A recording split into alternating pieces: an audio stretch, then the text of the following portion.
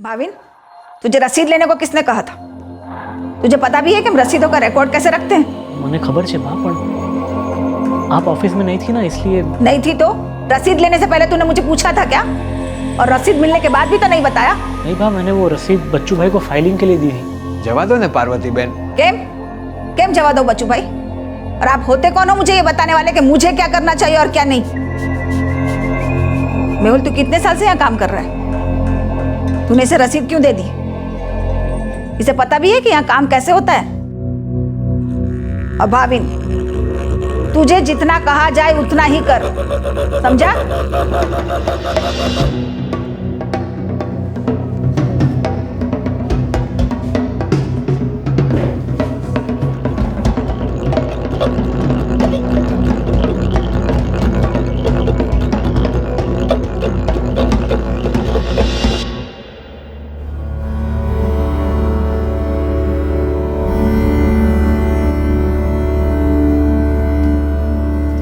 भाविन, चाय। ये बा भी ना सबके सामने चिल्लाने से पहले एक बार भी सोचती नहीं है कि मुझे कैसा लगेगा। सारे ऑफिस स्टाफ के सामने मेरी बेइज्जती करती। यही बात जब मैं आपको बोलती हूँ कि आपकी बा मुझे किसी के भी सामने कहीं पर भी कुछ भी बोल देती है, बेइज्जत कर देती है, तो आप मुझे डांट देते हैं और उनकी इज्जत करने को कहते हैं। सुरभि प्लीज, अब तुम अपनी बकवास शुरू मत करो। तुम्हारी बात कुछ और है, लेकिन मैं तो उनका अपना बेटा हूं ना, उनका अपना खून हूं। वो मेरे साथ ऐसा सुलूक नहीं कर सकती। तुम जाओ यहां से।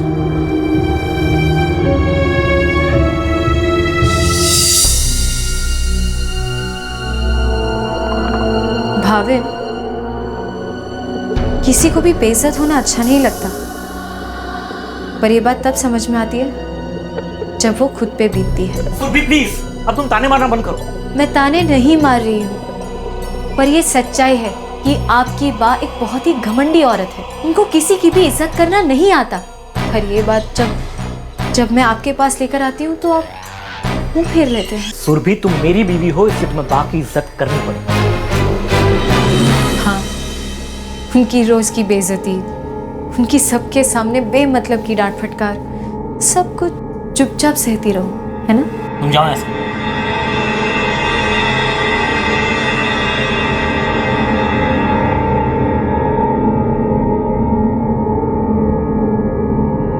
सत्ता की ताकत इंसान को घमंडी बनाती है। ऐसे लोग हमेशा दूसरों की बेइज्जती करते हैं। घर हो या ऑफिस, वो सभी पर बेवजह गुस्सा करते हैं। उन्हें एहसास ही नहीं होता कि उनके इस गुस्से और घमंड की वजह से किसी के दिल को चोट भी पहुंच सकती है। जो गुस्सा करता है, अकड़ में रहता है, उसे पता ही नहीं चलता कि दूसरे के मन में वो गुस्सा लावा बनकर उबल रहा है, और वो कब बदले की चाह बनकर बाहर आ जाए कोई नहीं जानता।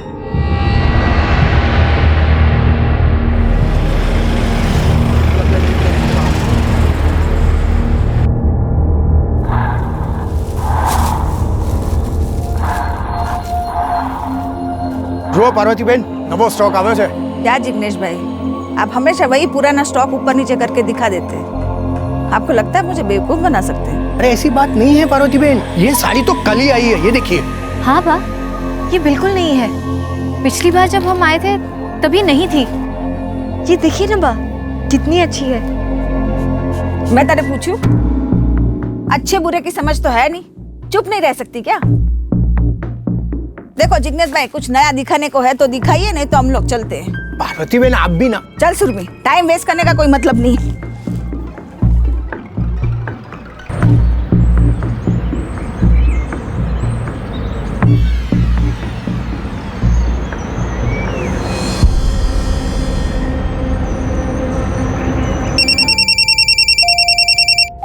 हाँ बोल सुरभि। हेलो भाविन, मैं लक्ष्मी नगर के पास हूँ और मेरे पास घर वापस आने के पैसे भी नहीं है।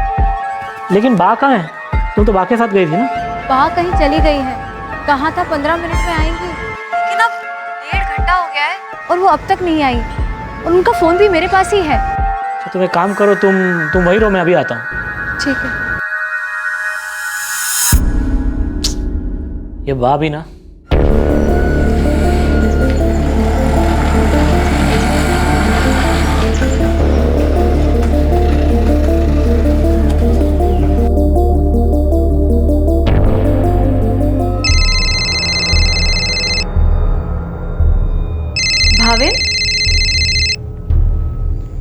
आपको बताया तो था कि बा अपना फोन मेरे पास छोड़ गई है।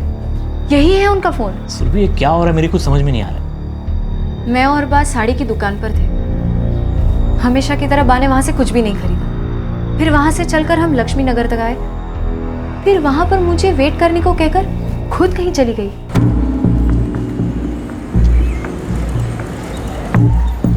सुरभि, एक काम कर, तू यहीं रुक। मुझे कुछ काम है, मैं 15 मिनट में वापस आती हूँ। और हाँ, ये मोबाइल रख, और अगर किसी का फोन आए तो उठाना मत।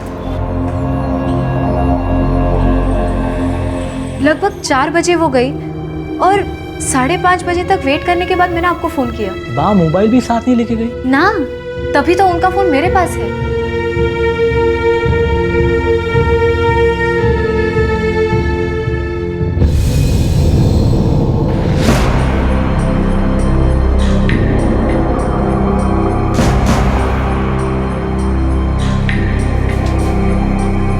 सुरभि 8:30 बजने वाले हैं, बा आज से नहीं आई।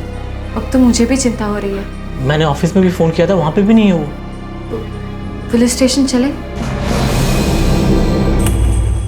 क्या वो पहले भी कभी बिना कुछ बताए, बिना मोबाइल फ़ोन लिए कहीं गई?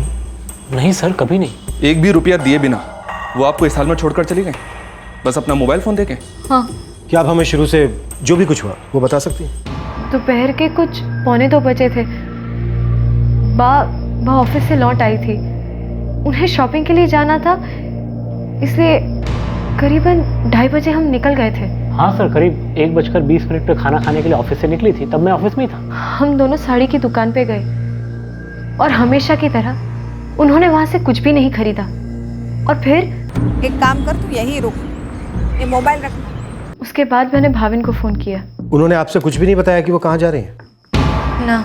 ऑफिस में किसी को बताया था कि शाम को उन्हें कुछ काम है या फिर किसी से मिलना है? नहीं सर, मैंने ऑफिस में फोन करके भी पूछा था, लेकिन किसी को कुछ नहीं पता। आप लोगों का अंगड़िया का बिजनेस है ना? जी सर, परसों पुराना है। और सारा बिजनेस आपकी बाई संभालती है? जी हाँ सर, बाबूजी के गुजर जाने के बाद साल 2003 के बाद से भाई संभालती है। सर, उनके फ़ोन से आखिरी कॉल दोपहर 12:30 बजे किया गया था। पता करो फ़ोन किसको किया गया था। Yes sir.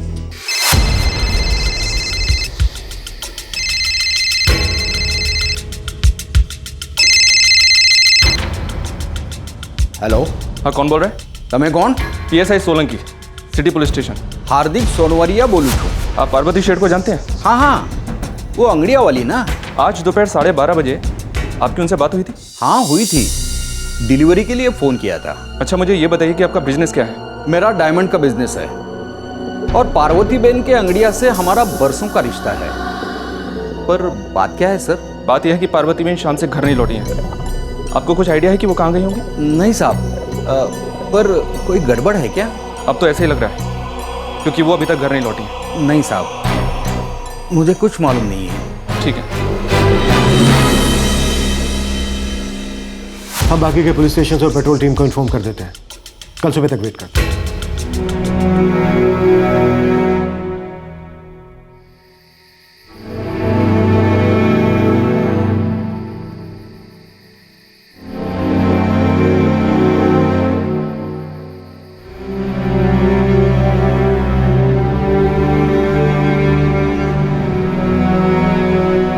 बड़े ही अजीब ढंग से पार्वती शेठ गायब हो गई थी। ऐसा लग रहा था कि वो अपनी मर्जी से कहीं गई हैं, लेकिन अगले दिन तक भी वो वापस नहीं लौटी। क्या सच में जो हुआ था वो कुछ और था, लेकिन नजर नहीं आ रहा था? सर, पार्वती बेन के बेटे का फोन आया था, वो अभी तक घर नहीं लौटी हैं। अजीब बात है, 58 बरस की औरत जो बरसों से अपना कारोबार संभाल रही थी, वो अपना मोबाइल फ़ोन लिए बिना, किसी कुछ कहे बिना ऐसी कहीं चली गई। सर, उनका परिवार काफ़ी सालों से अंगड़िया का ही बिजनेस करता आया है। कहीं उनके बिजनेस से रिलेटेड तो नहीं, कोई गलत डील या फिर ऐसा ही कुछ? नहीं साहब, अगर पार्वती बहन ने ऐसी कोई डील की भी होगी तो हमने खबर न थी। वो कोई ऐसी डील करती भी है तो हम लोग को नहीं बोलती है, वो सब अकेले ही संभालती है। वो कल 1:20 पर ऑफिस से निकली थी। हाँ साहब, खाना खाने के लिए। वो ऐसी भी कोई डील कर सकती हैं क्या जो रिस्की हो, खतरनाक हो? साचू कहूँ तो पार्वती बहन जो कुछ भी करती है ना, अकेले ही करती है सर। उन्हें किसी पे भरोसा है ही नहीं। और इस मामले में वो बहुत सख्त मिजाज की है। वो अपने बेटे तक को कुछ नहीं बताती है, वो किसी और को क्या बताएगी? सर वो जो चाहती है वैसा ही करवाती है। इस मामले में वो बहुत जिद्दी है और वो जो फैसला कर लेती है वो अंतिम फैसला होता है सर। पार्वती शेठ को गायब हुए 18 घंटे से भी ऊपर हो चुके हैं। सर कहीं ऐसा तो नहीं कि दाल में कुछ काला है?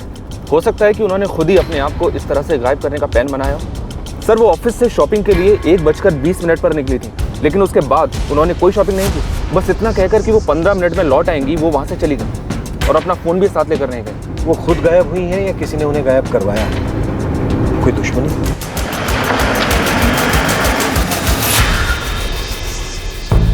सर हमारा बिजनेस बहुत अच्छा चल रहा है। किसी के साथ कोई दुश्मनी? दुश्मनी? भाभी सेठ आपकी बा को गायब हुए पूरे 18 घंटे हो गए, अभी तक कोई खबर नहीं। कोई तो वजह होगी। उनकी किसी के साथ कोई दुश्मनी थी या उन्हें किसी से कोई खतरा था? ऐसा तो नहीं है कि उन्हें किसी ने किसी डील के लिए बुलाया हो और उनके साथ कुछ गलत हो गया? आप कहना क्या चाहते हैं सर? मैं सिर्फ इतना कहना चाहता हूँ कि आपकी बा अभी तक नहीं लौटी और आपकी पत्नी का कहना है कि वो अपनी मर्जी से कहीं गई। कहीं ऐसा तो नहीं कि किसी ने उन्हें बंदी बना लिया हो, मेरा मतलब उनका अपहरण कर लिया? नहीं सर, मुझे तो ऐसा नहीं लगता। और दुश्मन तो हर धंधे में होते ही हैं सर, खास तौर पे जब आप टॉप के 5 आंगड़े वालों में से हो तो हो सकता है ऐसा कुछ हुआ हो। आपको किसी पर शक है? क्या बात कर रहे हैं इंस्पेक्टर साहब? दुश्मनी, और वो भी पार्वती बहन से? पार्वती शेठ का बहुत बड़ा बिजनेस है। हाँ, और मेरा भी। लेकिन एक बात बोल दूं साहब मैं आपको, ये जो हमारा आंगड़ियां लाइन है ना, उसका एक उसूल है कि हम लोग कभी भी एक दूसरे के ग्राहक को टच नहीं करते। पार्वती बहन बहुत ही इज्जतदार औरत है। उनके अपने क्लाइंट्स हैं, हमारे अपने। साहब ये धंधा बरसों की मेहनत और भरोसे पर ही टिका है और हम लोग एक दूसरे का भरोसा कभी भी नहीं तोड़ते सर। हम एक दूसरे की बहुत इज्जत करते हैं साहब, और मैं बिना किसी शक के आपको ये कह सकता हूँ कि हम एक दूसरे के धंधे में कभी दखलंदाजी नहीं करते साहब, ये हमारा नियम है।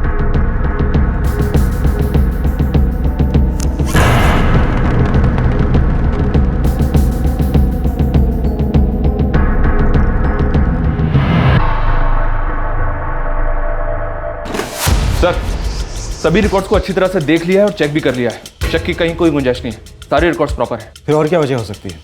एक दिन बीत गया है, अभी तक उनकी कोई खबर नहीं। कोई मुर्दा घर, कोई पुलिस स्टेशन, कहीं से कोई खबर नहीं मिली है सर। कहीं ये इनके परिवार का मामला तो नहीं? तो उनका अपना ही? साहब मैं उनके घर पे 6 साल से काम कर रही हूँ। पूरे दिन का काम है? नहीं साहब, छुट्टा काम है। अच्छा ये बताओ कि पार्वती बेन का अपनी बहू से रिश्ता कैसा था? दोनों का जमता नहीं था साहब। अनबन छोटी मोटी थी या बड़ी थी? बा हमेशा सुरभि भाभी को डांटती रहती थी। मेरा मतलब है कि सुरभि भाभी कोई गलती करती थी तब भी उनको डांट पड़ती थी, और वो कोई गलती नहीं करती थी तब भी उनको सुनने को मिलती थी। आशु, रोज रोज बटाका शाक, तुझे और कुछ बनाना नहीं आता है क्या? बा आप जितने पैसे देते हो उतने में बटाटा ही आता है। मैं पैसे गिन के देती हूँ, उसका मतलब ये थोड़ी कि तू मुझे रोज यही सब्जी खिलाएगी। कोई और सब्जी नहीं ला सकती थी क्या? बा सब्जी के भाव बढ़ गए हैं, उतने में और कुछ नहीं आता। सब्जी के भाव बढ़ गए या तेरी अक्ल घास चरने गई है? जा अथाणु ले आओ।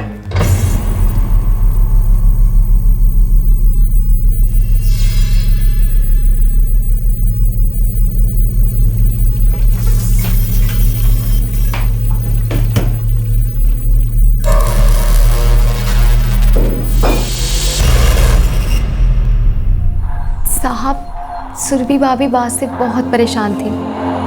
उन्हें जब भी वक्त मिलता था वो अपने मायके चली जाती थी। सुरभि के माँ बाप यहीं रहते हैं? हाँ साहब, यहीं पिपलौर में।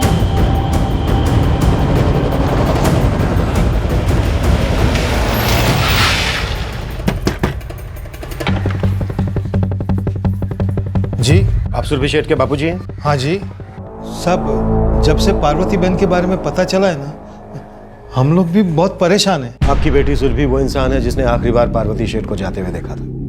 अब तक हम उसी के बयान पर भरोसा करके आगे बढ़ रहे हैं। साहब वो भी बहुत ही परेशान है। आपकी बेटी और उसकी सास के बीच अनबन रहती है? हाँ साहब, क्या है ना, पार्वती बहन एक बहुत ही गर्म मिजाज की औरत है। मेरी बेटी भी उससे परेशान रहती है। अक्सर वो घर पे आती है तो उसकी शिकायत करती है। हमने उसे समझाया भी था कि ऐसा कौन सा घर है जिसमें सास बहू के बीच में अनबन ना होती हो। बहू को तो झुकना ही पड़ता है। हम उसे ये भी बताते हैं कि अभी जो वो रह रही है वो उसका दूसरा घर है, मायका नहीं है। फिर वो शांत हो जाती है और चली जाती है। कांति भाई, जय श्री कृष्ण। अरे जय श्री कृष्ण विमल भाई। કોઈ આવ્યું છે તો પછી આવું। नहीं विमल भाई बेसो। इंस्पेक्टर साहब છે, सिटी पुलिस स्टेशन से। नमस्ते साहब। इंस्पेक्टर साहब विमल भाई हैं, हमारे मकान मालिक। सुरभि इनके लिए भी बेटी जैसी है। सर, जितना जानते थे उस दिन सब बता तो दिया। एक बात को छोड़कर। कौन सी बात? यही कि भाविन और उसकी माँ के बीच मनमुटाव था। ये वो कहीं नहीं साहब। पार्वती बहन अपने बेटे से बहुत प्यार करती है, लेकिन उनका स्वभाव ही ऐसा है कि हर किसी के साथ सख्ती से पेश आती है। और भाविन को छोटा बच्चा तो है नहीं कि उसे सबके सामने डांट ले। 31 साल का हो चुका है सर, फिर भी पार्वती बहन सबके सामने उसे जो मन में आए बोल देती है। जब 21 साल का था तब उसके पिताजी गुजर गए और उसके बाद पार्वती बहन ने कारोबार अपने हाथ में ले लिया। भाविन को सिर्फ पॉकेट मनी देती थी, भाविन को कुछ भी अपनी मर्जी से करने का कोई मौका ही नहीं दिया। और दूसरी बात यह है सर कि हर बार बेइज्जत होना किसी को भी अच्छा नहीं लगेगा। जाहिर सी बात है कि भाविन इस बात से नाखुश था। पार्वती बहन को गायब हुए पूरे 3 दिन हो गए, पर अभी तक उनकी कोई खबर नहीं। बेटा और बहू दोनों से उनके रिश्ते काफी कड़वे हैं सर। कहीं उनके गायब होने के पीछे यही वजह तो नहीं है? क्या आप लोगों को ये लगता है कि मेरी सास के गायब होने के पीछे मेरा हाथ है? आपके अपनी सास के साथ संबंध अच्छे नहीं है, ये बात किसी से छुपी तो है नहीं। बिजनेस और घर दोनों जगह उन्हीं की चलती है। और हाँ, वो जिस तरीके से मेरे साथ बर्ताव करती है मुझे गुस्सा आता है, पर इसका मतलब ये तो नहीं।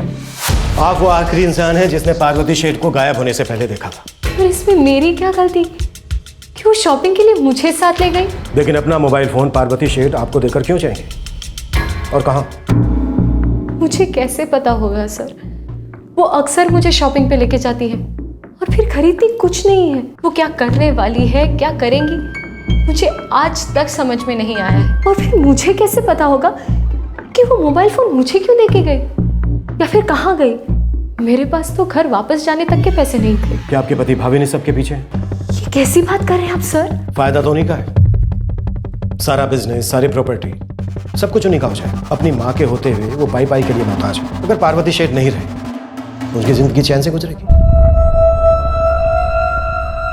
ये बिजनेस हो, घर हो या बाकी की प्रॉपर्टी, ये सब कुछ मुझे ही मिलने वाला है, क्योंकि मैं उनका इकलौता बेटा हूं, उनका वारिस हूं। आप लोग मुझ पे कैसे शक कर सकते हैं? पार्वती शेठ एक कड़क स्वभाव की औरत है, आपको उनको एक एक पाई का हिसाब देना पड़ता है।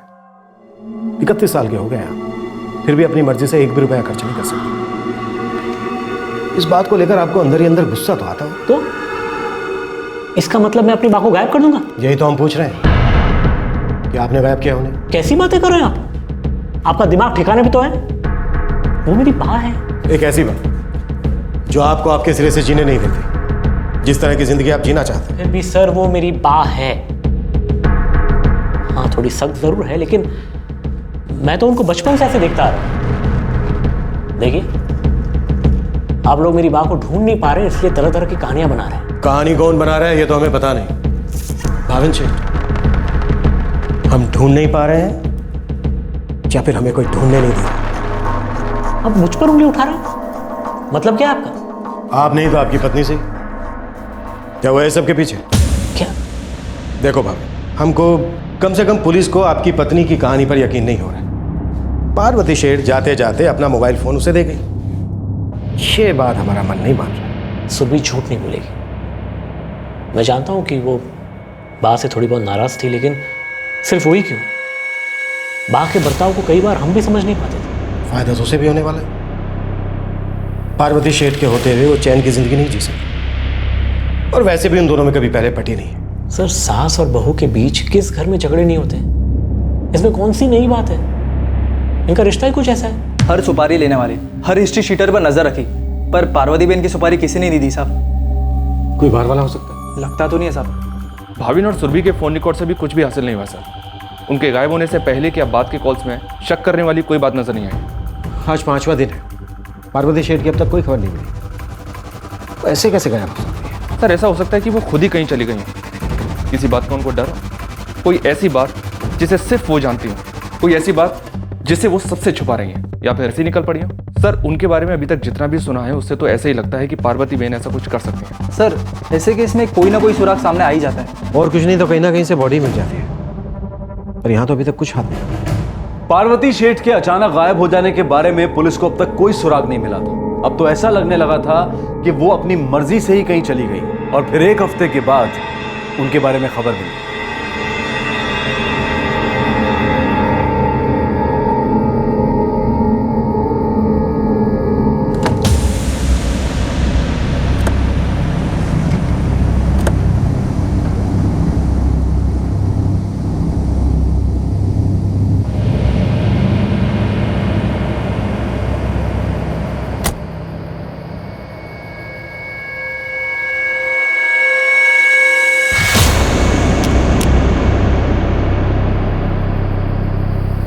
आंसू છે भारी पड़ती Modi.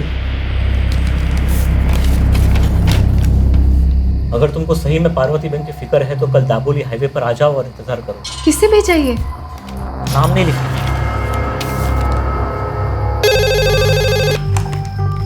City police station. Parvati बहन को ढूंढना आसान नहीं है। हेलो हेलो सो इस नंबर पे अभी जो कॉल आया था उसे ट्रेस करो फास्ट। पुलिस स्टेशन के गेट पे लेटर मिला है। क्या लिखा है इसमें? सो इसमें पार्वती बहन के बारे में लिखा है।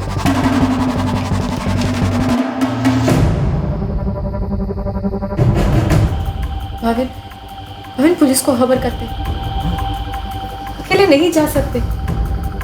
क्या पता अगर किसी ने वहां पर कोई और जाल बिछाया हो।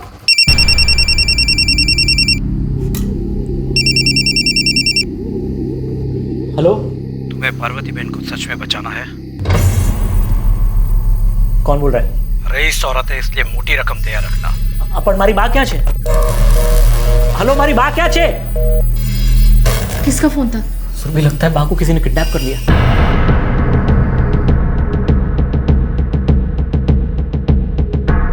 दोनों लेटर से एक ही आदमी ने लिखे हैं। सर यहाँ जो कॉल आया था और भाविन को जो कॉल आया था वो दोनों ही कॉल पीसीओ से आए थे, एक नानपुरा से और एक संग्रामपुरा से। दोनों ही जगह पास पास। पीसीओ वालों को पता नहीं कि फोन किसने किया था।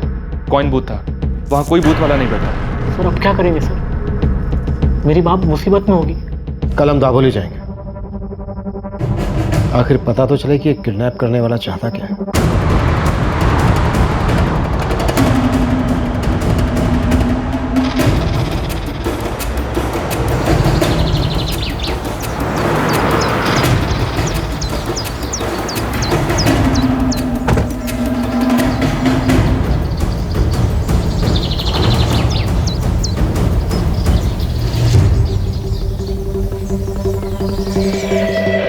सर मुझे वो कॉल भी एक झांसा लग रही है। लेकिन ये खेल कौन खेल रहा है और क्यों?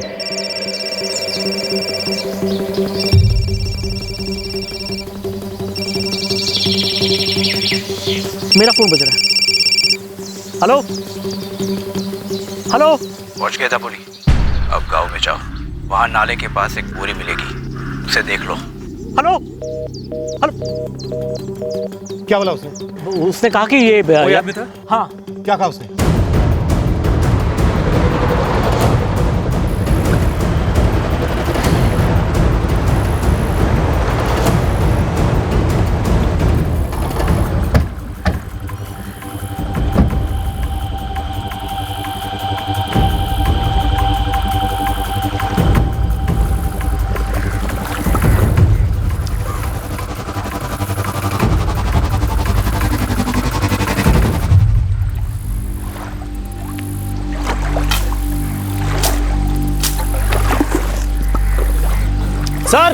सर वो देखो बोरी।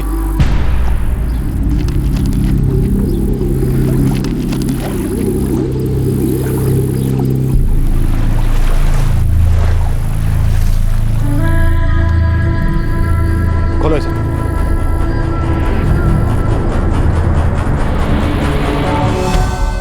मुझे पक्का शक है कि यह कोई आपसी बात है। सर भाविन के पास जो कॉल आया था वो एक पीसीओ से था, रेलवे स्टेशन के पास से। फिर डेड बॉडी तक पहुंचने के लिए वो लेटर्स, वो फोन कॉल्स, ये सब हमें गुमराह करने के लिए किया गया था। जी किसी की बहुत सोचे समझी जाए। अजीब है सर कि पहले भाविन को रैंसम के लिए कॉल आया था। अगर एक किडनैपिंग करना ही प्लान था तो कोई हफ्ते भर तक चुप क्यों बैठेगा? हफ्ते भर बाद ही क्यों फिरौती की रकम मांगे? नहीं जिग्नेश,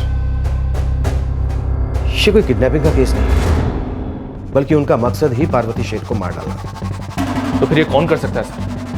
भाविन और सुरभि के खिलाफ तो हमारे पास एक भी सबूत नहीं है। नारायण नारायण हरि हरि, नारायण हरि हरि, श्रीमन नारायण नारायण हरि हरि, नारायण नारायण हरि हरि।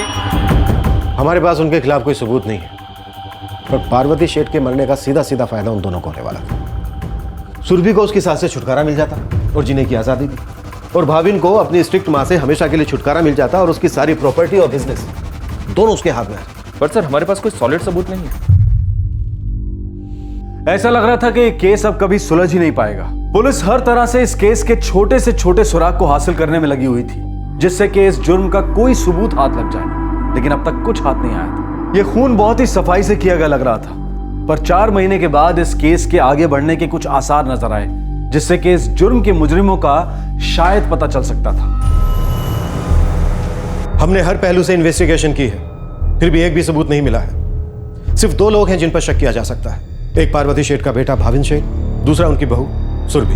हमें पूरा यकीन है कि इन दोनों में से कोई एक या फिर दोनों इसमें शामिल है, इसलिए हमें इन दोनों के नार्को टेस्ट की इजाजत चाहिए।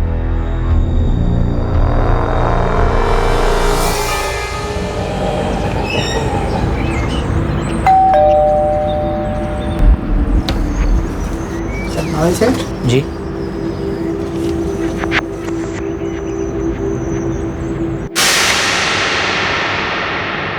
क्या है? पता नहीं कोर्ट से आया।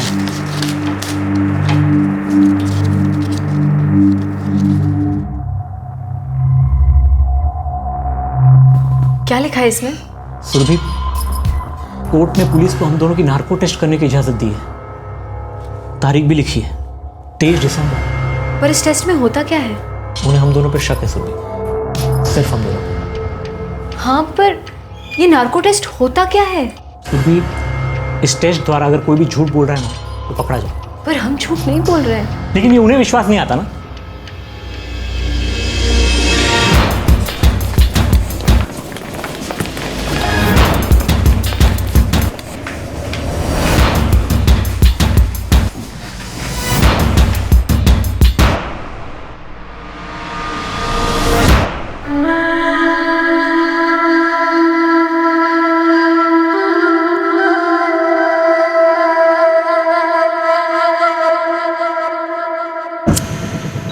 डॉक्टर, पेस्टिसाइड की पूरी बॉटल पी ली है। Nurse, quick, connect the tube.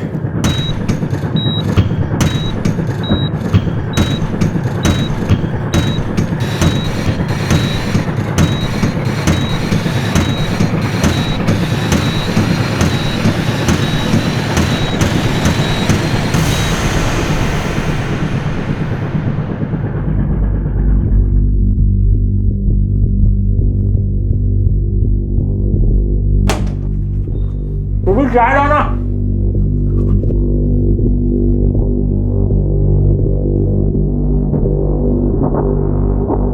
Surabhi, चाय થઈ ગઈ?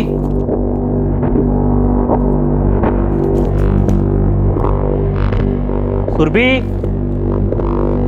चाय થઈ ગઈ કે? सुरभि,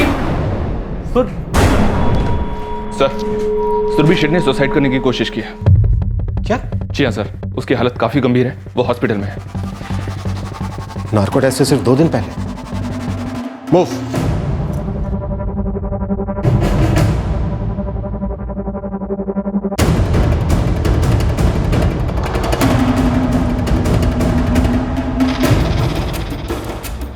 क्या हुआ? सर, पेस्टिसाइड की पूरी बोतल पी ली। कल उसने आपसे कुछ कहा था? कोई बात हुई थी?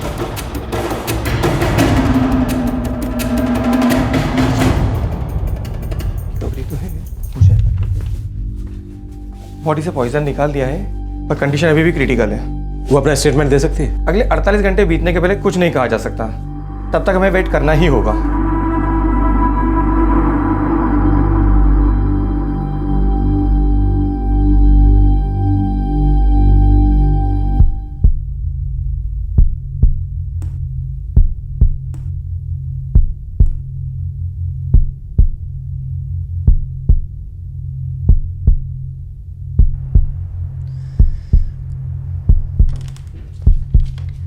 ये अभी भी अर्ली रिकवरी स्टेज में है, ज़्यादा लंबी बातचीत मत कीजिएगा। ठीक है डॉक्टर।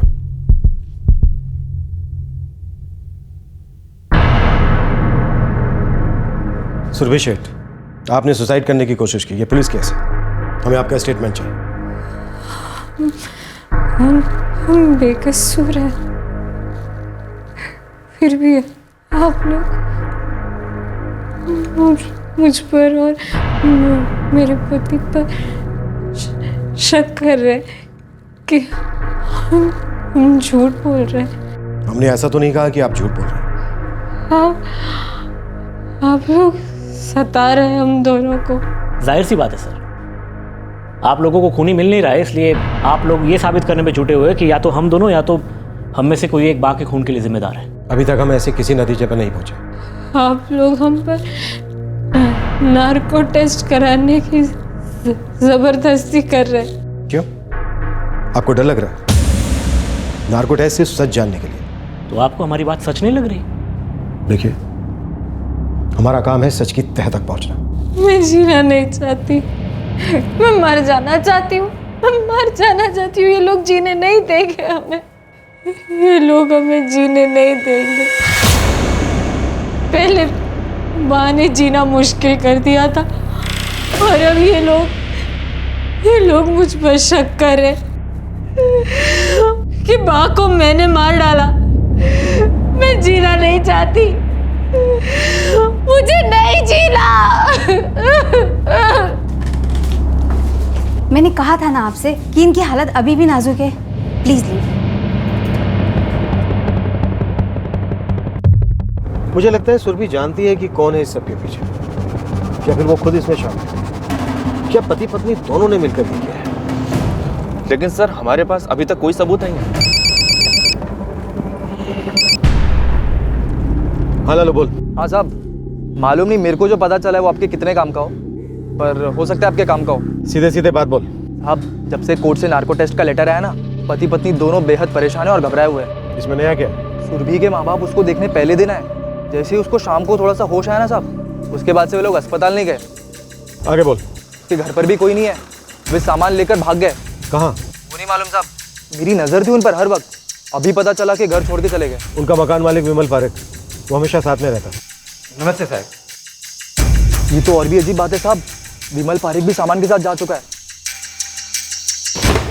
सर, सुरभि के बापूजी कांति गोहिल और बाप पुष्पा गोहिल दोनों कल शाम को अपना सामान लेकर कहीं चले गए।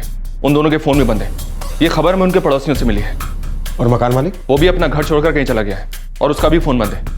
लेकिन इस बारे में अभी तक हमने भाविन से कोई इंक्वायरी नहीं की है। और करना भी मत, हमें उन्हें अलर्ट नहीं करना है। ये बात बहुत अजीब है कि बेटी क्रिटिकल कंडीशन में है और ये लोग कहीं चले गए, साथ में मकान मालिक भी गया। नमस्ते साहब। कहीं ये वही कड़ी तो नहीं जिसे हम नहीं देख पाए थे?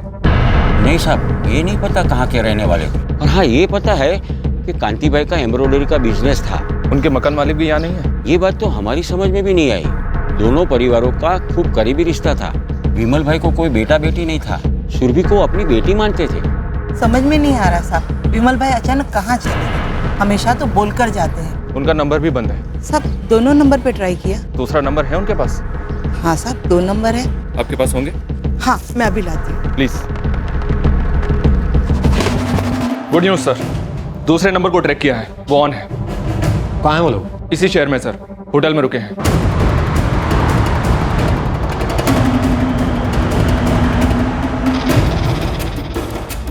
सर, रूम नंबर 405, कल रात से यहाँ रुके हैं। Thank you.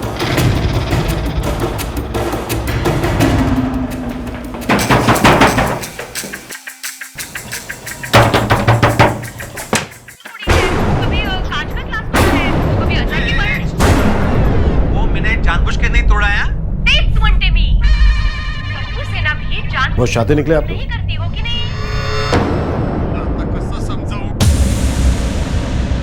हम कहीं भाग नहीं रहे थे, किराए पर नया मकान तलाश रहे थे।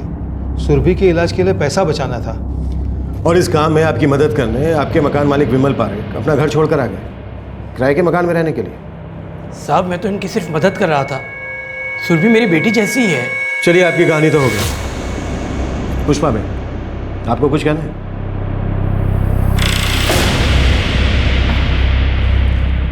सब पार्वती बहन मेरी बेटी को बहुत ताने कसती थी,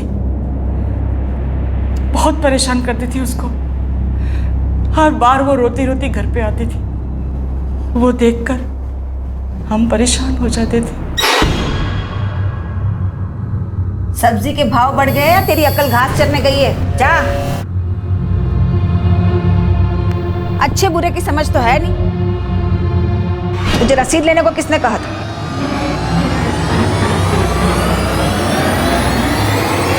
हमने सोचा अच्छा परिवार है, रईस लोग हैं, वहां शादी करेंगे तो बेटी ससुराल में सुखी रहेगी।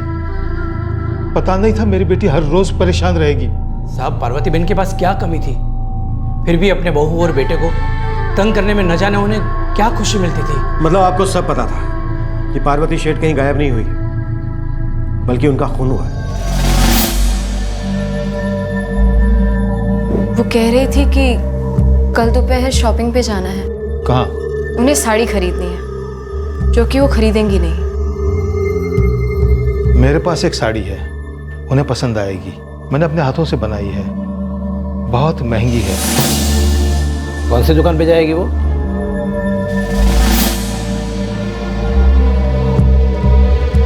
सुरभि कई बार पार्वती बहन के साथ उस दुकान पर जाया करती थी।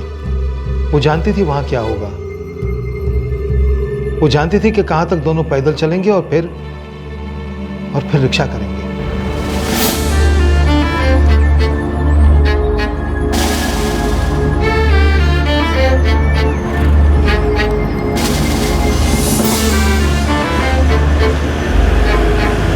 सुरभि, पार्वती बहन, जय श्री कृष्ण। पार्वती बहन, श्री कृष्ण बाबूजी। केम छो? जा। कहाँ से आ रहे हैं आप? साड़ी खरीदने गई थी, पर एक भी साड़ी पसंद नहीं आई। शू संजोग है, मेरे पास भी 4-6 साड़ियाँ हैं, बहुत बढ़िया डिजाइन है। बहुत दिनों बाद मेरे जूने सेट के लिए मैंने खुद ने एम्ब्रॉयडरी की है। आपको पसंद आएगी, घर चल करके देख लो एक बार, पसंद आए तो रख लेना। अभी? अरे पार्वती बहन, यहाँ से घर कितनी दूर है, एक बार देख तो लीजिए। और उसमें से भी 2 साड़ियाँ तो मैंने खास आपके लिए रखी है, हमारी तरफ से भेंट के तौर पर। अच्छा चलो देख लो। आराम से बापूजी, आप बा को लेके घर जाइए। पीछे की सीट पर 3 लोग आराम से नहीं बैठ पाएंगे, मैं चल के आ जाऊंगी। सुरभि तू भी आ जा, घर कितनी दूर है यहाँ से? नहीं बा, आप आराम से बैठिए, मैं आ जाऊंगी।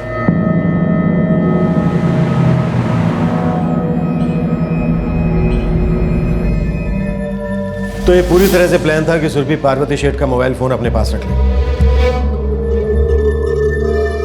कहाँ मारा पार्वती शेठ को और किसने मारा?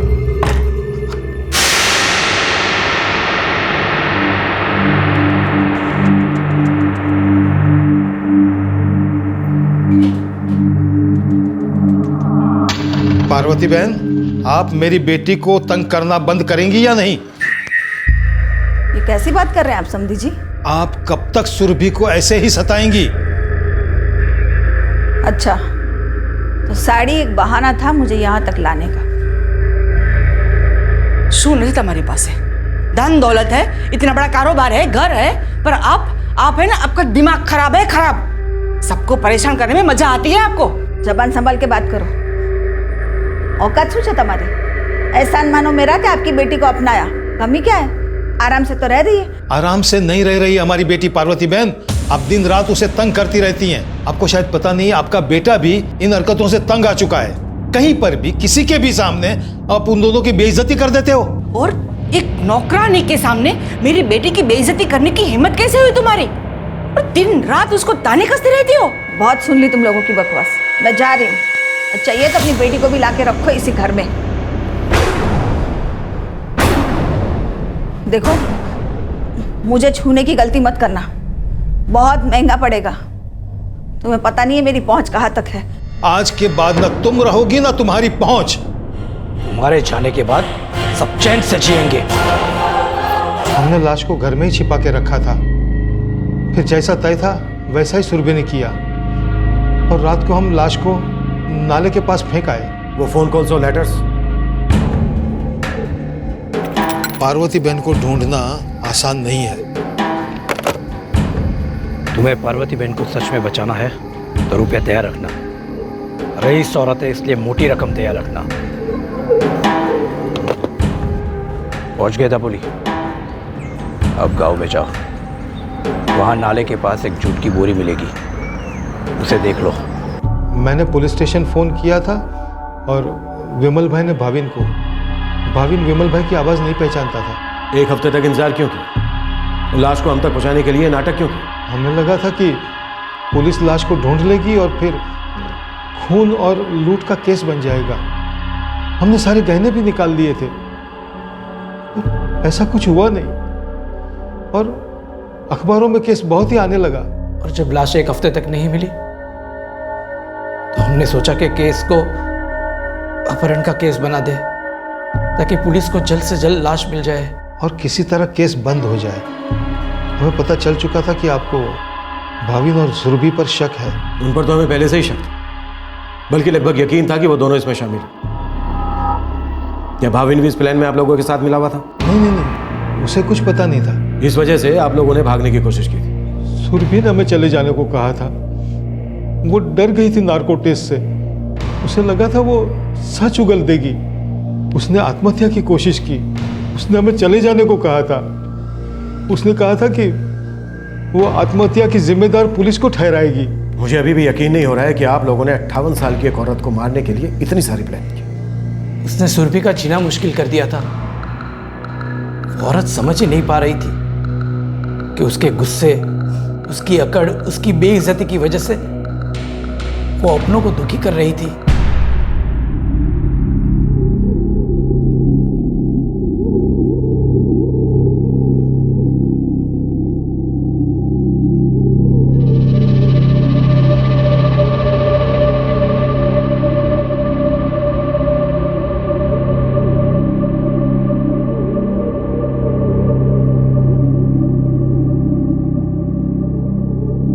हमें शुरू से पता था तुम जो कहानी सुना रही थी मोबाइल फोन की, 1 भी रुपया पास ना होने की, वो सब झूठ है।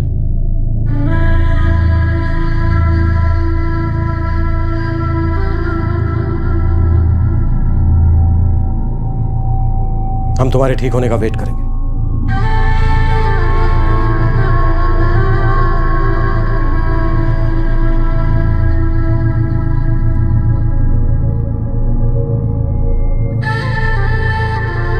भाविन, मुझे माफ कर दो,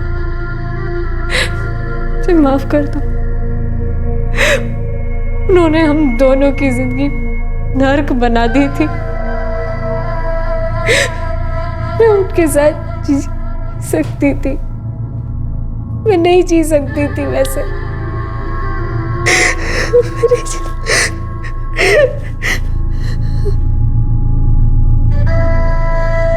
सुरभि,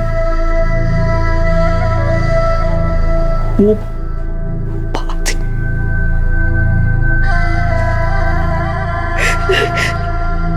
भाविन,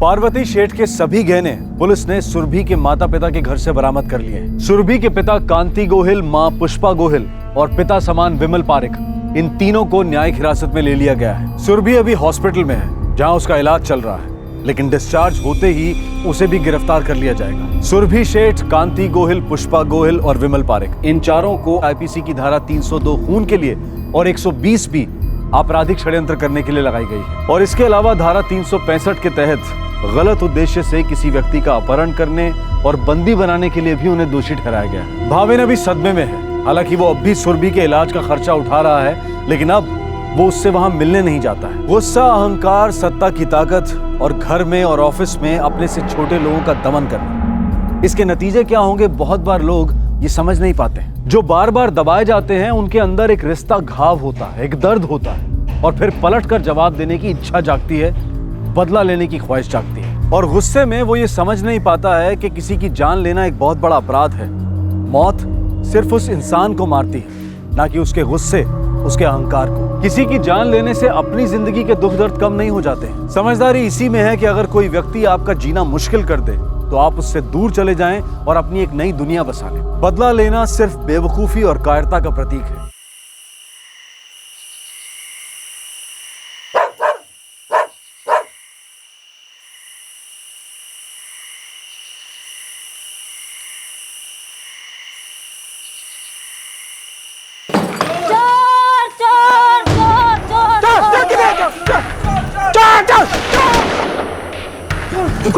ठीक है तुसी तो एक घर च किवें आ गए? मैनू की पता किद्दां आ गया।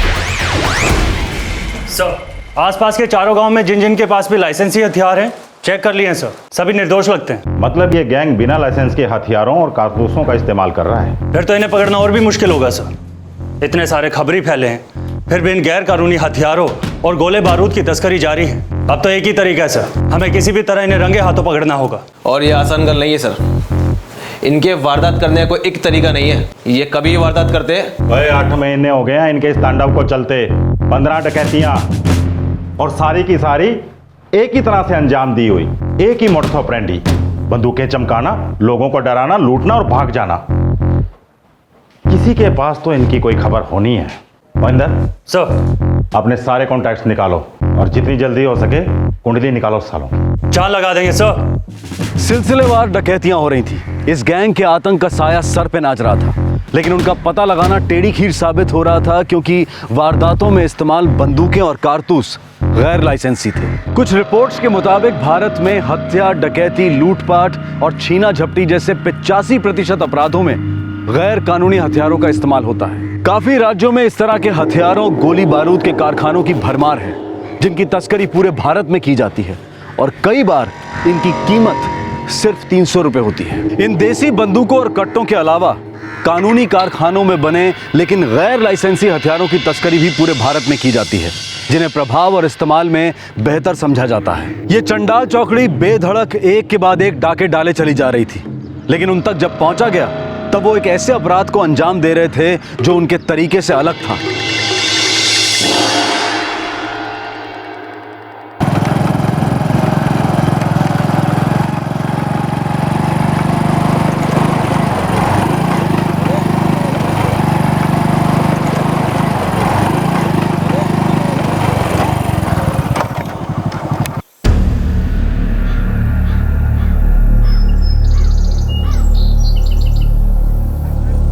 और की महेंद्र पुत्र, आज फिर नाइट ड्यूटी?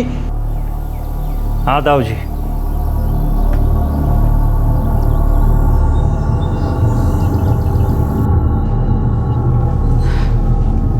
ये ले पुत्र पानी।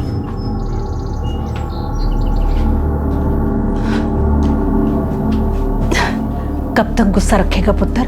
अब थूक दे। मेरा गुस्सा थूक देने से तायाजी की नीयत नहीं बदल जानी बीच। देख पुत्र, तेरे बाबूजी के गुजर जाने के बाद उन्होंने तुझे और गुरलीन को बाबूजी की तरह ही रखा है। गुरलीन के ब्याह की सारी जिम्मेदारी उन्होंने उठाई थी। सारा वसूल तो कर लिया ना। दुकान का आधा हिस्सा देने की बजाय तीसरा हिस्सा देते हैं हमें। खर्च किया लेकिन सारा वसूल भी कर लिया, तो कैसी इज्जत बेजी। ऐसे बात नहीं करते पुत्र। हाँ बंटी बोल। सर जी पक्का तो नहीं पता, लेकिन शायद खासकुरी गांव के घर में डकैती होनी है। तुझे कैसे पता? अरे क्यों मरवा रहे हो सर, बस उड़ती उड़ती खबर सुनी है। कौन से घर में? सर ऐना मैंने नहीं पता। ठीक है। क्या हुआ पुत्र? कुछ नहीं बीजी, काम का फोन था।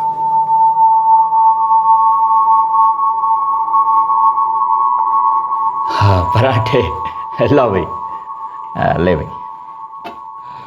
ये महेंद्र बहुत ही एहसान फरामोश है, आपने इन लोगों के लिए इतना कुछ किया। कोई नहीं जोगिंदर पुत्र, वक्त के साथ साथ सारी नाराजगी चली जानी है। ओ जी, थोड़ा हिस्सा उसे और दे दो ना। पर जीते, तू अच्छी तरह से जानती है कि मैंने अपनी सारी जिम्मेदारियां ईमानदारी से निभाई है। जोगिंदर के जाने के बाद उसका जो भी हिस्सा बनता है मैं उसके परिवार को बिना नागा देता हूं। ये बात हरप्रीत अच्छी तरह से जानती है, दुनियादारी समझती है वो। महेंद्र थोड़ा और बड़ा होगा ना, सब समझ जाएगा। जो बात उसे अभी गलत लगती है ना, जैसे ही जिम्मेदारी उस पर पड़ेगी सारी खटास निकल जानी है उसकी।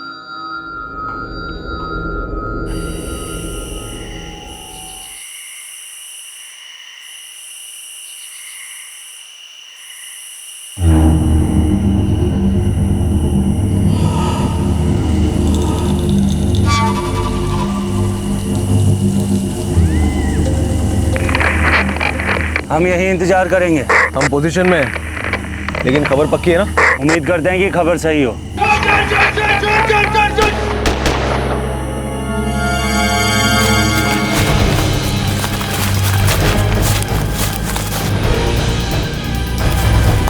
रुक जाओ, रुक जाओ, रुक जाओ, भागने मत देना इनको, गोली मार दूंगा। रुक जाओ, रुक जाओ। भाग! पकड़ो, पकड़ लिया।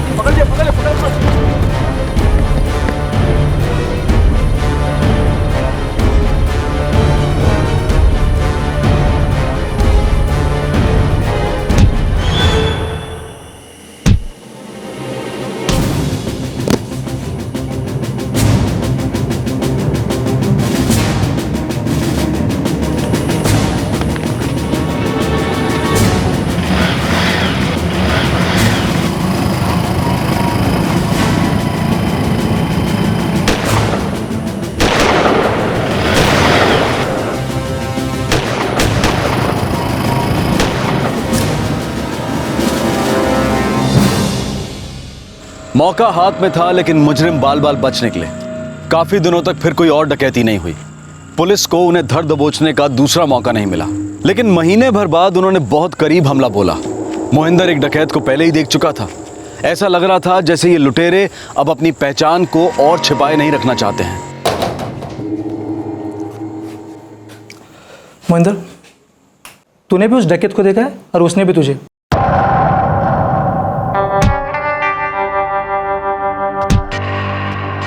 आप थोड़ा संभल के रहना तू।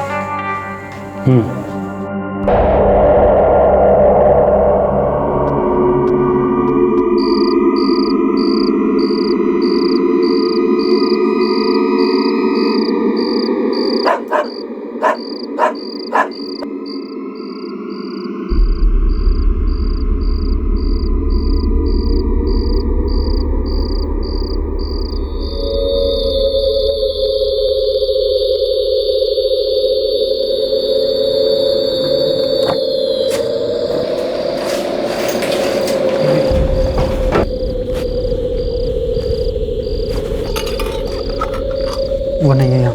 चलो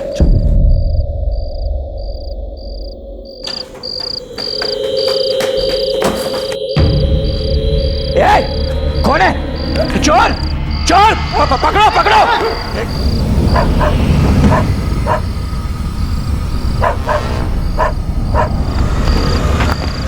कौन?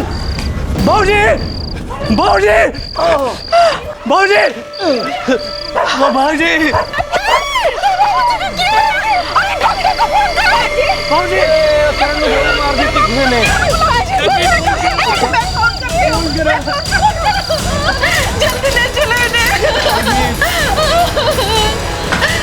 हाँ पुत्र,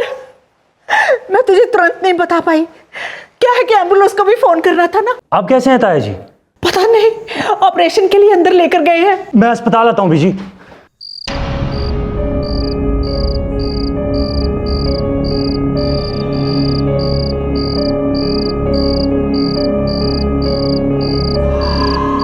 घर से जो भी लूटा था यहीं छोड़कर भाग गए। चरणपाल की हालत कैसी है? सर हॉस्पिटल से खबर आई है, हालत अभी भी नाजुक है। उस पर 2 गोलियां चलाई गई। सर चरणपाल का भतीजा मोहिंदर दुमका पुलिस स्टेशन में कांस्टेबल है। इन 4 डकैतों को पकड़ने के लिए जो टीम बनाई गई है वो भी उसमें है। पिछली डकैती में इनका एक साथी मोहिंदर के हाथ लगते लगते रह गया था और फिर उन्होंने इसके घर पर ही धावा बोल दिया बदला लेने के लिए।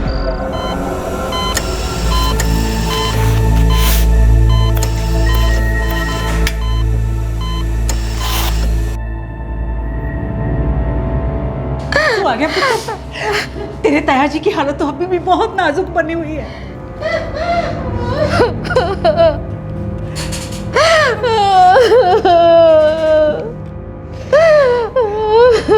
फिक्र ना करो ताई जी, कुछ नहीं होना ताया जी को, जल्दी ठीक हो जाने हैं वो। रब पे भरोसा रखो ताई जी।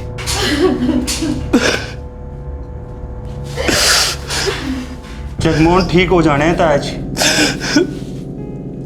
एक गोली कंधे पे लगी, दूसरी सीने पे।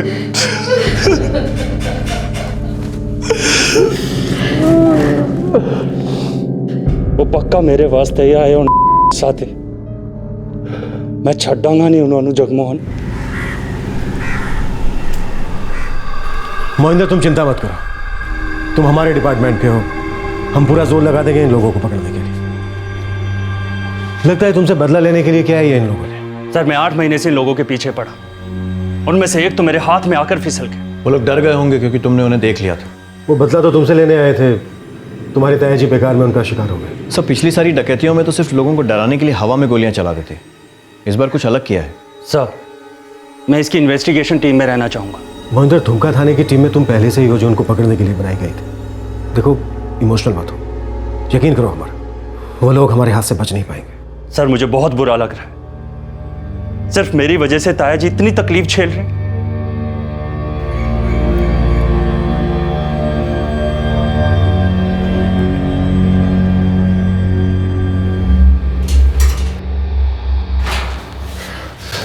डॉक्टर साहब बाबूजी कैसे हैं अभी?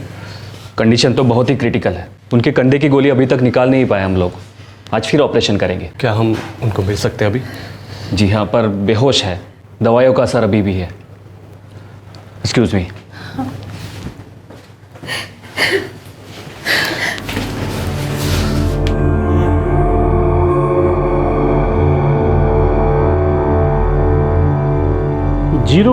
.36 बोर बुलेट का खोल है ये। डकैती की ज़्यादातर वारदातों में 0.36 बोर बुलेट का इस्तेमाल हुआ है। मतलब ये कहना गलत नहीं होगा कि ये भी उसी गैंग का काम है? हम कह तो सकते हैं, लेकिन इस बुलेट के खरीदार तक पहुंचना बहुत मुश्किल है, क्योंकि इस वारदात में और पहले हुई सभी वारदातों में जो हमें बुलेट मिले हैं, किसी पर भी हमें लीगल सप्लायर की छाप नहीं मिली। ओ यार तेनू तो पता ही है, लावारिस बंदूकें और गोलियों के मालिक को ढूंढना वड्डा ही टेढ़ा काम है। बहुत प्रेशर है वीरे, बहुत प्रेशर है। पुलिस वाले के घर हमला होया है। ओ भाई, ये जिंदे भी सप्लायर होंदे हैं ना, इनके साथ कम करने वाले लोग पुलिस के बहुत करीबी होंदे हैं। इन्हीं लोगों की निगरानी में सप्लायर्स और ग्राहकों के बीच बिजनेस होता है। ओ नहीं है ना, ये तो मधुमक्खी दे छत्ते विच हाथ डालने वाला काम। कुछ भी एक कनेक्शन लागे दे। चल कोशिश करता मैं। एक सप्लायर का लिंक मिल जाए साहब, उसके बाद मैं कुछ ना कुछ जानकारी तो ला ही दूंगा सर। धर्म, तुझे क्या लगता है किसी पुलिस वाले का कनेक्शन हो सकता है इस लिंक से?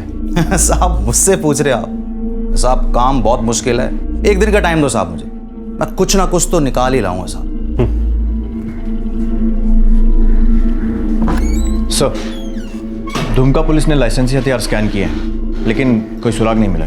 सर इसमें बिना लाइसेंस वाले हथियार और कारतूस इस्तेमाल हुए, लेकिन हाँ देसी कट्टे नहीं थे। सर गोलियां तो कहीं और से स्मगल होती हैं, उनका यहाँ पे रिकॉर्ड नहीं होता है, और यहाँ पर लीगल हथियार बनाने वाले भी काफ़ी हैं। लेकिन यहाँ पर अपराधों में जो ज़्यादातर बंदूकें इस्तेमाल होती हैं वो बिना लाइसेंस वाली होती हैं। अच्छा मोहिंदर, उसका चेहरा हल्का सा भी याद नहीं है तुम्हें? सर मैंने याद करने की बहुत कोशिश की, रात का टाइम था ना सर, अंधेरा बहुत था इसलिए कुछ साफ दिखाई नहीं दिया।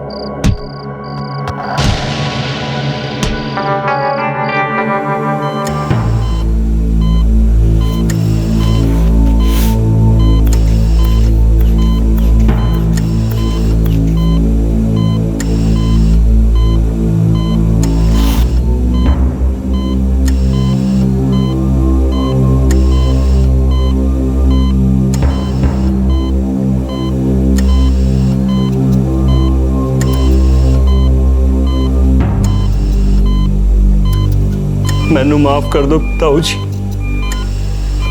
माफ कर दो मैनू।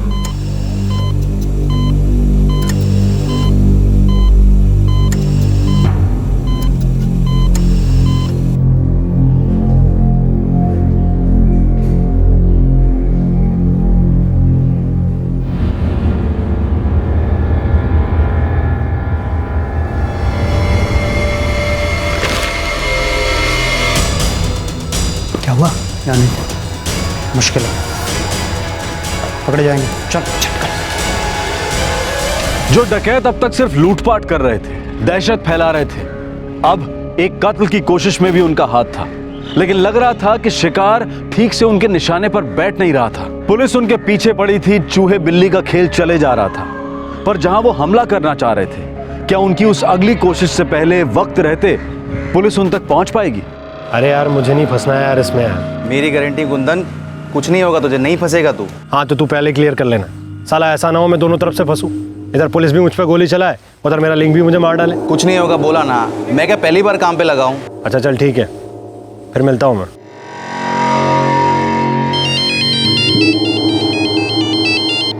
हाँ धर्म बोल। साहब एक लिंक मिला है, कुंदन नाम है उसका।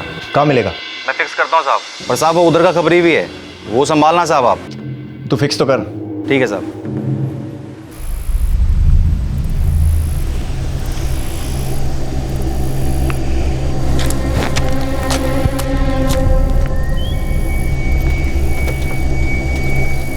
सत श्री अकाल सर। कुंदन। जी साहब। 4 लोग 8 महीने से लूटपाट मचा रखी है। देखिए साहब, मैं आपको ये तो नहीं बता सकता कि ये लोग कौन हैं, क्योंकि मैं इनको जानता नहीं हूँ। हाँ लेकिन मैं एक कारतूस के धंधे करने वाले के साथ काम करता हूँ साहब। तो जितना जानता है उतना बता। साहब देखिए, ये जो गैंग वाले लोग होते हैं ना, ये बंदूक तो एक बार खरीदते हैं, लेकिन गोलियाँ इन्हें बार बार खरीदनी पड़ती हैं। और मेरा लिंक गोलियाँ बेचता है थोक में। हाल ही में किसको बेची है इधर? हाल ही में तो नहीं बेची साहब, लेकिन करीब कोई 6 महीने पहले 0.36 बोर की 200 बुलेट बेची थी। डकैती की ज़्यादातर वारदातों में 0.36 बोर का इस्तेमाल हुआ है। इधर चंदवासा गांव में, वो मैंने ही जगह फिक्स की थी वहाँ पे। खरीदी किसने थी? परम बसरा।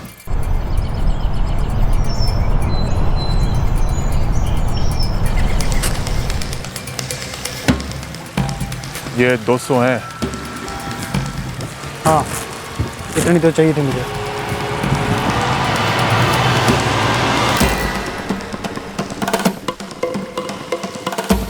परम बसरा। जी साहब, लेकिन मैं ये नहीं जानता कि उनकी गैंग से है या नहीं। तुम्हारे गोलियों का सप्लायर कौन है? निरंजन ढाका।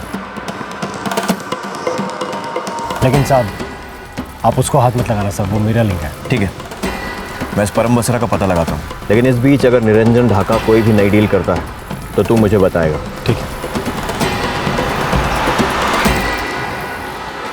अगर परम बसरा उस गैंग का है तो 3 लोग और भी होने चाहिए।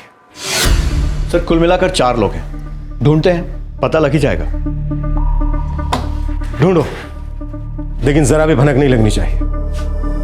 ऐसा ना हो कि वालट हो जाए। टारगेट सही लगता है, एक चांस लेकर देखते हैं, लेकिन सावधानी से। सर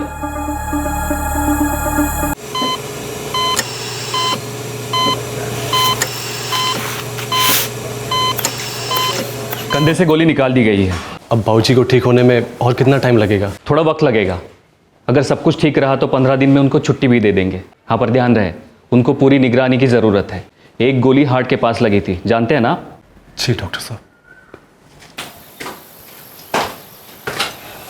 वीर जी, एक गल करनी सी आपसे। हाँ बोल। वीर जी, इन लोगों के अलावा हमारा कोई और परिवार भी तो नहीं है ना? तुसी गुस्सा छੱਡ दो अब। मैनू पता है गुरलीन, छੱਡ दी नाराजगी।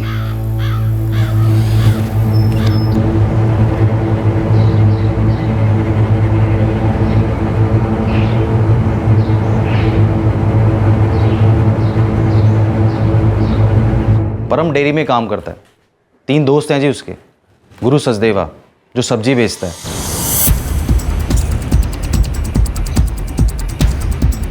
चंद्रूपल जो किसी ढाबे पे काम करता है,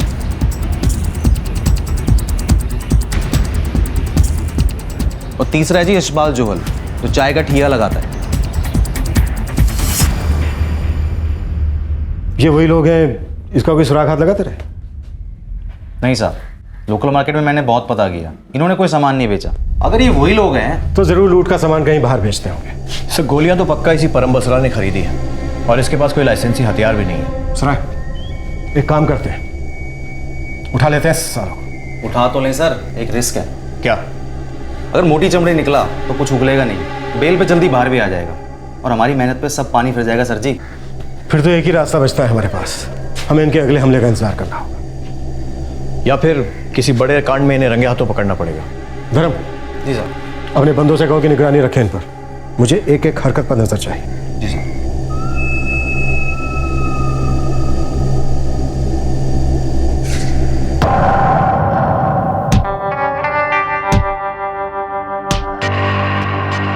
सर रात का टाइम था और अंधेरा बहुत था, किसी का चेहरा साफ दिखाई नहीं दिया।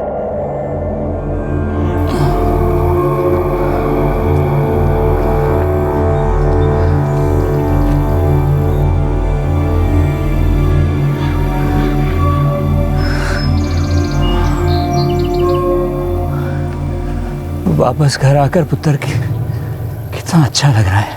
मैं अभी पानी लेकर आती हूँ।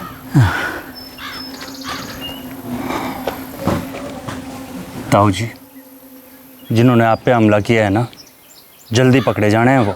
पकड़े तो जाने हैं पुत्र, पर तू अपना ध्यान रखना।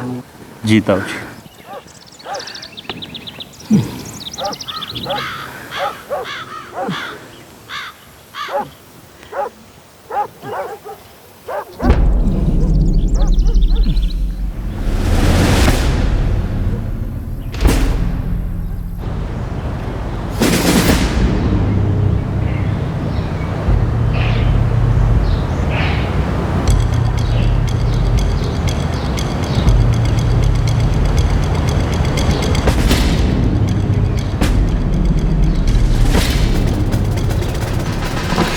सर परम बसरा, गुरु सचदेवा, चंद्रूपल और यशपाल जौहल, चारों पर निगरानी है, लेकिन कोई खास हरकत नहीं है।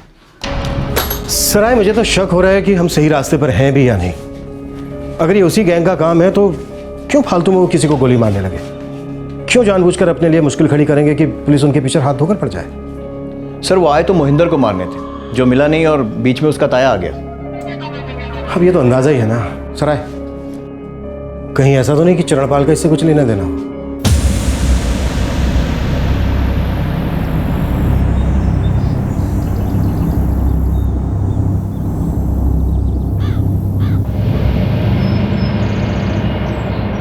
पुलिस की तफ्तीश किसी भी सिरे तक पहुंच नहीं पा रही थी।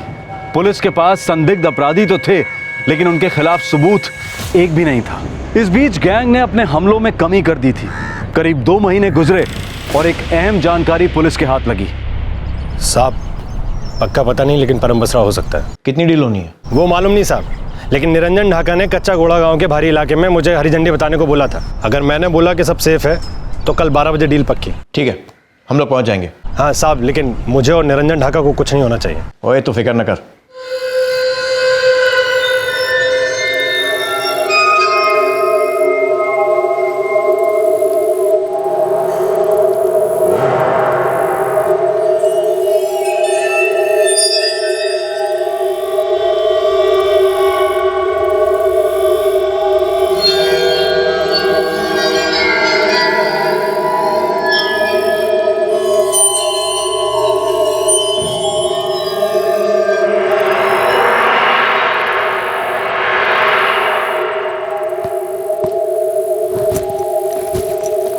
सराय 12 तो बज गए। The number you have called is switched off. Kundan का फ़ोन स्विच ऑफ है। एक काम करते हैं, थोड़ी देर और वेट करते हैं। The number you have called is switched off.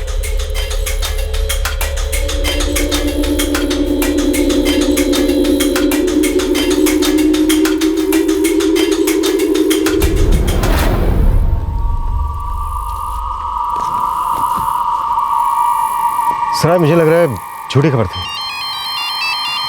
Kundan का फ़ोन। कुंदन किधर है तू? हम लोग तेरा वेट कर रहे हैं। हाँ साहब, डील हो गई साहब। क्या? जी हाँ, वो निरंजन ने लास्ट टाइम पे जगह बदलने को कहा, मैं कुछ नहीं कर सका साहब। परम बसरा ही था ना? जी, गोलियां परम बसरा ने ही खरीदी थी।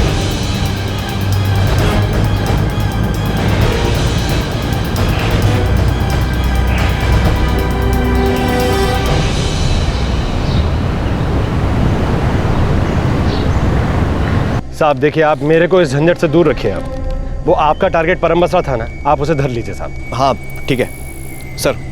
परम बसरा ने और गोलियां खरीदी हैं। मतलब इन्होंने एक और डकैती हमले की प्लानिंग शुरू कर दी है। सर कहीं इस बार टारगेट मोहिंदर तो नहीं है? हाँ ठीक है।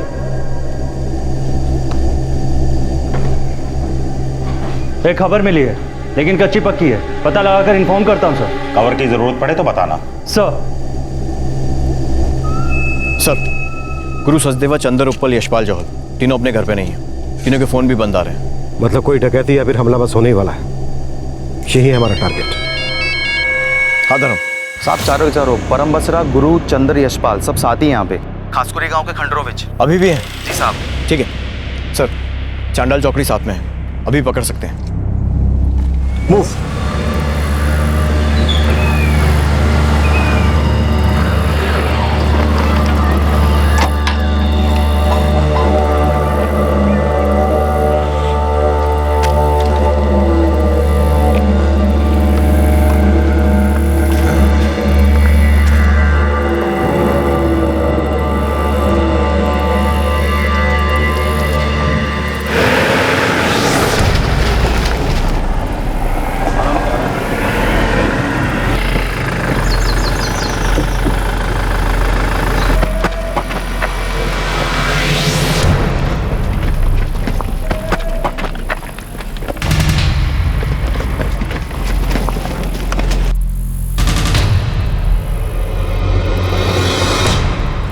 ओए मन्नू, 10 टाइम कौन सा ठीक रहेगा?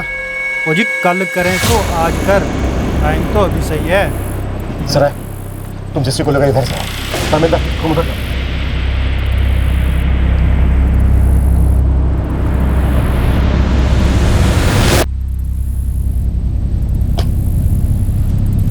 हाथ ऊपर। हाँ देखिए, गलती मत करना।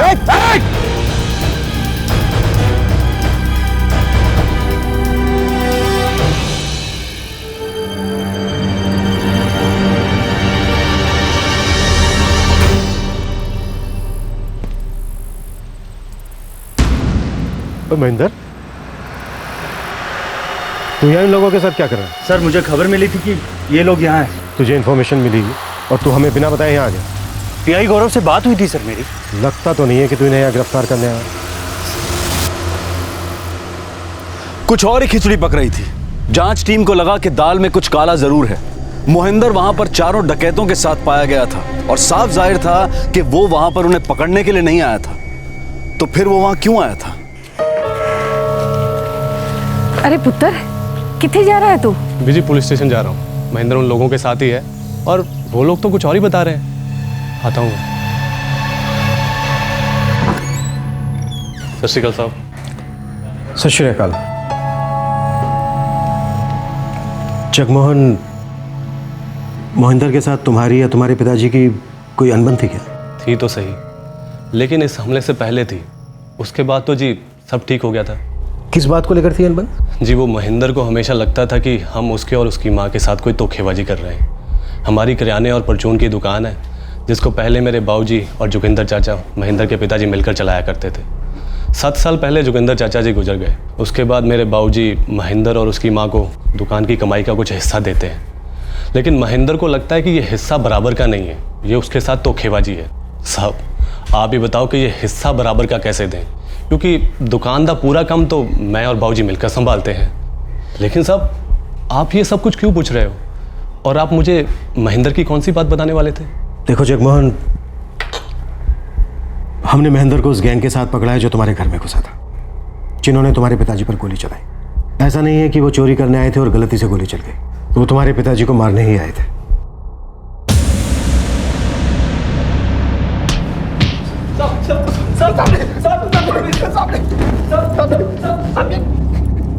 मार मार के बुलाहार कर देना है तुम लोगों को, जो भी सच है गलत है। सब महेंद्र के घर चोरी करने वास्ते नहीं गए थे साहब। साहब जी, चोरी तो एक बहाना था साहब जी। असल मकसद तो चंद्रपाल को मारना था, लेकिन मार नहीं पाए साहब। फिर अस्पताल में कोशिश की, वो बड़ा मुश्किल था साहब। छोड़ दिया साहब।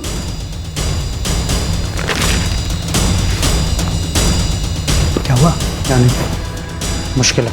फिर हमने सोचा कुछ टाइम चुपचाप बैठना चाहिए, और अभी अभी हम लोग चरणपाल को उसके घर जाके मारने का सोच रहे थे साहब।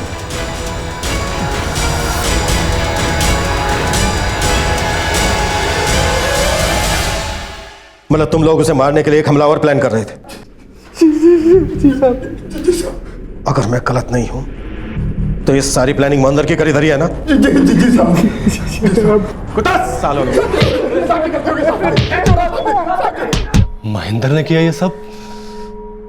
ये तो मैं जानता था कि महेंद्र मुझे और बाबूजी को नापसंद करता है, लेकिन इतनी नफरत करता है कभी सोचा नहीं था सर मैंने। लगता तो ऐसा ही है जगमोहन। महेंद्र उन डकैतों को पकड़ने वाली टीम में था और उसने उनका ही इस्तेमाल कर लिया अपनी खुंदक निकालने के लिए। ये नहीं हो सकता सर, हमें भी पहले यही लगा था, लेकिन उन चारों डकैतों ने खुद कबूला है। जब महेंद्र को उन चारों डकैतों की तस्वीरें दिखाई थी तो उसने जानबूझ के एक को भी नहीं पहचाना था। सर रात का टाइम था और अंधेरा बहुत था, किसी का चेहरा साफ दिखाई नहीं दिया। इसका मतलब ये साला महेंद्र उसी रात से इसके प्लानिंग में लग गया था जिस रात एक डकैत इसके हाथ से फिसला था।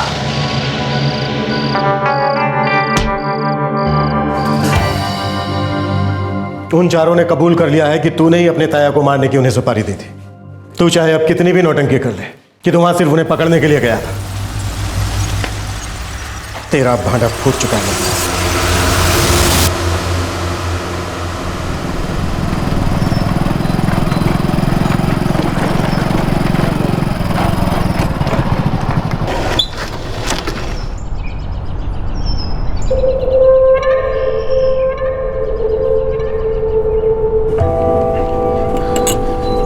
एक चाय देंगे?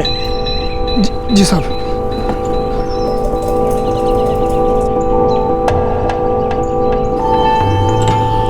8 महीने से तुम लोगों की तलाश कर रहा हूं मैं। क्या बात कर रहे हैं साहब आप? तेरा चेहरा अच्छे से याद है मुझे।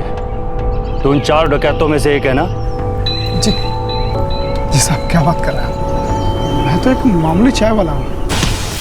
तुझे घसीट के ले जाकर खाल उधेड़ूंगा ना तेरी, तो तू सब कुछ सच सच उगल देगा। पर मैं ऐसा कुछ करूंगा नहीं अगर तू वही करे जो मैं कहूं, वो भी चुपचाप। पल्ले पैगी गल? जी। और कौन कौन है तेरी गैंग में?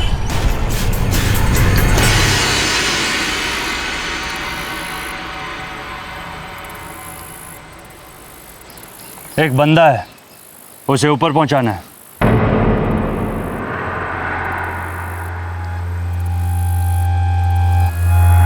नहीं साहब जी, हम तो जी छोटी मोटी लूटपाट करते हैं, मारने का काम हमारा नहीं है जी। पकड़ के बंद कर दिया ना तो इतना टूटोगे कि जीना मुश्किल हो जाएगा तुम लोगों का। बस काम ऐसे करो कि लगे आए थे लूटपाट करने, गोली चल गई और बंदा ऊपर।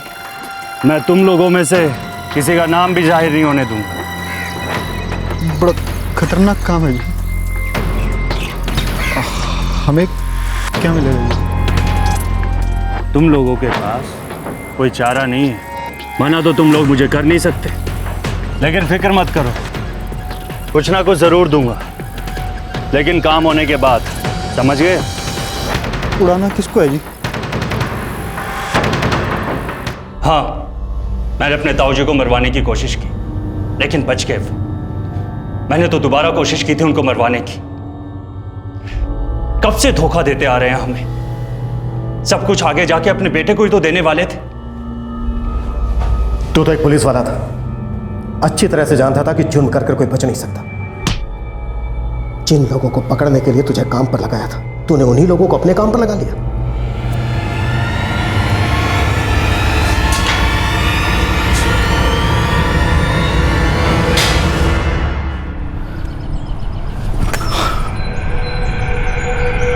कभी लगा ही नहीं मोहिंदर इस हद तक चला जाएगा।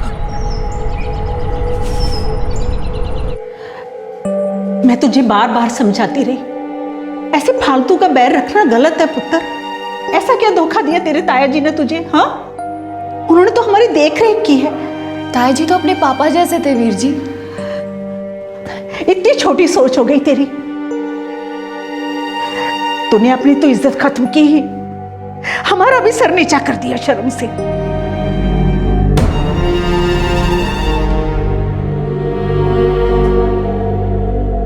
मोहिंदर का सामना डाका डाल रहे इस गैंग के एक सदस्य से हो गया।